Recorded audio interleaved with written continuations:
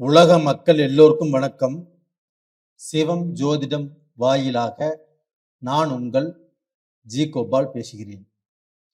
இன்னைக்கு நாம் பேசக்கூடிய பலன் என்ன அப்படின்னா, சுக்கிர பகவானின் பெயர்ச்சி. என்ன சார் சுக்கிர பகவானுடைய பெயர்ச்சியை அடிக்கடி போட்டுருக்கீங்க அப்படின்னா, சுக்கிர பகவான் ஆகப்பட்டது நவகிரகங்கள் 9 கிரகங்களில் ரொம்ப ரொம்ப முக்கியமான கிரகம். ஒருத்தருக்கு நல்ல வாழ்க்கை அமையணும், அந்த வாழ்க்கையில் அவர் சந்தோஷமாக இருக்கணும், ஒரு ஆடம்பர வாழ்க்கை வாழணும், ஒரு நல்ல வீடு கட்டணும், ஒரு நல்ல கார் வாங்கணும், ஒரு சொகுசான வாழ்க்கை வாழணும் அப்படின்னா இதுக்கு எல்லாத்துக்குமே சுக்கிர பகவானின் அனுகிரகம் தேவை. அதனால தான் ஒவ்வொரு மாதமும் இந்த சுக்கிர பகவானுடைய பெயர்ச்சியை போட்டுட்டு இருக்கிறோம். ரெண்டாவது பார்த்தீங்கன்னா, இந்த சுக்கிர பகவான் ஆகப்பட்டது மிதுன ராசிக்காரங்களுக்கு எப்படி இருக்கும் அப்படிங்கிறதான் இப்போ பலன். எப்பவுமே சுக்கிரன் ஆகப்பட்டது 6, 7, 10 இந்த 3 ஸ்தானங்களில் சுக்கிர பகவான் இருக்கக்கூடாது. இருந்தா என்ன நடக்கும்? 7ல் இருந்தா திருமணத்தில் பிரச்சனை வரும், பொண்ணு பார்க்கறதுல பிரச்சனை வரும். 6ல் இருந்தா கடன் பிரச்சனை வரும். 10ல் இருந்தா தொழில் பிரச்சனை வரும். அப்போ பார்த்தீங்கன்னா நம்மளுடைய வசதி, ஆடம்பரம், நல்ல வாழ்க்கை இது எல்லாமே பால் பண்ணிடும். அப்போ இன்னைக்கு இந்த மிதுன ராசிக்கு சுக்கிர பகவான் ஆகப்பட்டது 7ஆம் இடத்துல இருக்கிறாங்க. அப்போ அந்த 7ஆம் இடத்துல சுக்கிர பகவான் இருக்கக்கூடாதுன்னு சொல்லியிருக்கேன் இல்லையா? ஆனால் இப்போ சுக்கிரன் இருக்கிறார். ஏன்னா விருச்சகத்திலிருந்து டிசம்பர் 20ஆம் தேதி பெயர்ச்சியாகி 2026 ஜனவரி மாதம் 12ஆம் தேதி வரைக்கும் அங்கே இருப்பார் தனுசுல. அப்போ மிதுன ராசிக்கு கரெக்டாக 7ஆம் இடம். சார் நீங்க தான் 7ஆம் இடத்துல இருக்கக்கூடாதுன்னு சொன்னீங்களே, இப்போ வாழ்க்கையில பிரச்சனை வந்துருமா? பொண்ணு பார்க்கறதுல பிரச்சனை வருமா?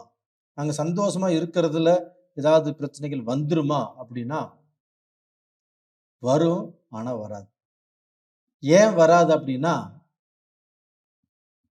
அந்த குரு பகவான் ஆகப்பட்டது வக்கர கதியிலிருந்து இந்த சுக்கிர பகவானை 7ஆம் பார்வையாக பார்க்கிறார். இதனால உங்களுக்கு எந்த பிரச்சனைகளையும் சுக்கிர பகவான் கொடுக்க மாட்டார்.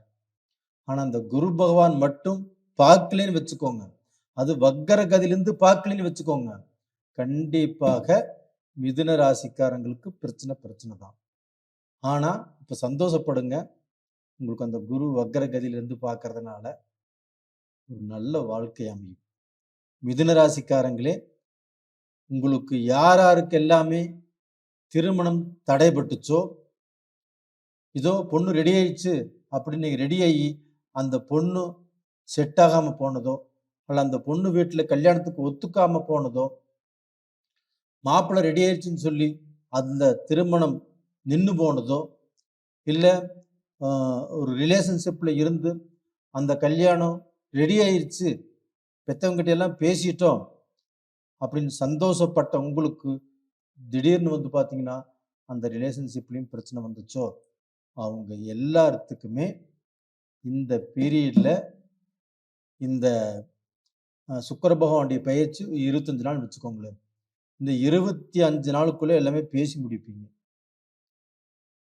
சரி கொடுத்துடலாங்கிற ஒரு முடிவுக்கு வருவீங்க. அப்போ பொண்ணுக்கோ மாப்பிள்ளைக்கோ ரிலேஷன்ஷிப்ல உள்ளவங்களுக்கோ திருமணம் அப்படிங்கிறது நிச்சயம் உறுதி. ரெண்டாவது பார்த்தீங்கன்னா, இந்த சுக்கிர பகவானை குரு பார்க்கறதுனால 7ஆம் இடம். அப்ப அந்த 7ஆம் இடம் என்பது பார்ட்னர் சம்பந்தப்பட்டது. இப்போ மிதுன ராசிக்காரங்களுக்கு தொழிலில் பார்ட்னர் இருந்திருப்பாங்க. ஒரு சிலர் பார்ட்னர் சேர்த்திக்கணும்னு நினைப்பாங்க. இனிமேல் பார்ட்னர் சேர்த்துனா நல்லா இருக்குமா இருக்காதா அப்படிங்கிற குழப்பத்தில் இருப்பாங்க. ஆனால் இந்த பீரியட்ல அந்த பார்ட்னருக்கும் அவங்களுக்கும் பிரச்சனை கடந்த காலங்களில் இப்போ பார்த்தீங்கன்னா அந்த பிரச்சனைகள் சால்வ் ஆகி அவங்க நல்ல ஒற்றுமையாக பிஸ்னஸ்லையும் நல்ல திருப்தியாக பண்ணக்கூடிய வாய்ப்புகள் இருக்குது. அது போக புதுசா பார்ட்னர் பண்றீங்களா? ஒரு பிசினஸ் ஆரம்பிக்கிறீங்களா? இல்ல ஒரு பிரான்ச் ஆரம்பிக்கிறீங்களா? தாராளமாக அந்த பார்ட்னர்ஷிப்புக்கு இப்ப வாய்ப்பு இருக்குது. தாராளமாக தொடங்கலாம். நீங்கள் தொடங்கினாலும், இல்ல பார்த்தீங்கன்னா ஒரு பிரான்ச் ஆரம்பிச்சாலும் வெற்றி உங்களுக்கு தான். இது போக பார்த்தீங்கன்னா, சனி பகவான் அதே பார்த்தீங்கன்னா, சனி பகவான் இப்ப மீனத்தில் இருக்கிறாங்க. மீனத்திலிருந்து கரெக்ட்டா 10ஆம் இடத்தை, அதாவது மிதுன ராசிக்கு 7ஆம் இடத்த பார்க்குறாங்க. அதுபோக மிதுன ராசியில் இருக்கக்கூடிய குரு பகவானும் அதே 7ஆம் இடத்த பார்க்குறாங்க. அப்போ சனி பகவானும், குரு பகவானும் அந்த சுக்கிர பகவானை 7ஆம் பார்வையில 10ஆம் பார்வையாக 7ஆம் இடத்த பார்க்கும்போது, அந்த சுக்கிரனும், சனி பகவானும் அதீத நண்பர்கள். அப்ப அந்த சனி பகவான் பார்வை சுக்கிர பகவானுக்கு கிடைக்கும்போது, கண்டிப்பாக உங்களுக்கு தொழில் வளம் நல்லா இருக்கும். ஏன்னா சனி பகவான் 10ஆம் இடத்துல இருந்து தான் பார்க்குறாரு. அப்போ பார்த்தீங்கன்னா, அந்த தொழில் அப்படிங்கிறது உங்களுக்கு மேன்மை அடையும். அந்த தொழில்ல கொஞ்சம் வளர்ச்சி இருக்கும். அது போக நீங்க ஒரு தொழில ஆரம்பிக்கணும்னு நினைச்சாலும் ஆரம்பிக்கலாம். ஒரு தொழில் மூலியமாக ரூ. 10 சம்பாரிச்சு கடனை கட்டுவீங்க. நீங்க எதிர்பார்த்த கான்ட்ராக்ட் கிடைக்கும். நீங்க எதிர்பார்த்த பிசினஸ் பண்ணலாம். நீங்கள் எதிர்பார்த்த அந்த பிசினஸ்ல இருக்கக்கூடிய சிக்கல் தீர்ந்து அது கிளியர் ஆகும். பல கோடிகள் போட்டு அந்த பிசினஸ் நகராமல் இருக்குதா? அதுல ஏதாவது பிரச்சனை இருக்குதா? வில்லங்கங்கள் இருக்குதா? நம்மளுக்கு பார்த்தீங்கன்னா, அவங்க ஆர்டர் தர மாட்டேங்கிறாங்களா? இந்த பீரியட்ல கண்டிப்பா குடுப்பாங்க. அப்போ பார்த்தீங்கன்னா, மிதுன ராசிக்காரங்க திருப்தியாக இருக்கக்கூடிய காலகட்டங்கள் இந்த பீரியடு. 2வது பார்த்தீங்கன்னா, உங்களுடைய சொந்த பந்தம். அதுல பார்த்தீங்கன்னா, மிதுன ராசிக்காரங்க கொஞ்சம் ஜாக்கிரதையா இருங்க.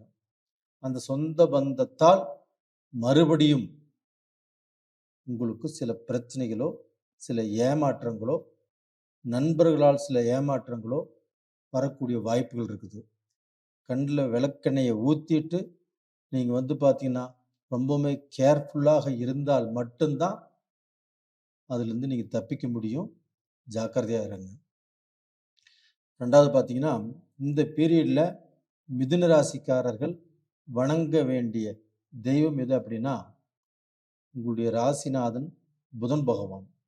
புதன் பகவான் ஆகப்பட்டது அந்த உங்களுடைய ஜென்ம நட்சத்திரம் வரும்போது கும்பகோணத்துக்கு பக்கத்தில் இருக்கிற அந்த புதன் பகவான் கோயில்ல போய் நீங்க வணங்கிட்டு உங்களுடைய பிரார்த்தனையை அங்கே வச்சுட்டு கண்டிப்பா வாங்க. அதுபோக பச்சை பயிர் வேக வச்சு எல்லாத்துக்கும் அந்த பிரசாதமாக கொடுங்க. அது தானமாக கொடுங்க. கண்டிப்பா நல்லா இருப்பீங்க. இதை மட்டும் செய்யுங்க. கண்டிப்பாக உங்களுக்கு ஒரு நல்ல திருப்தி கிடைக்கும். ஒரு மனம் மாறும். மனசுல சந்தோஷம் கிடைக்கும்.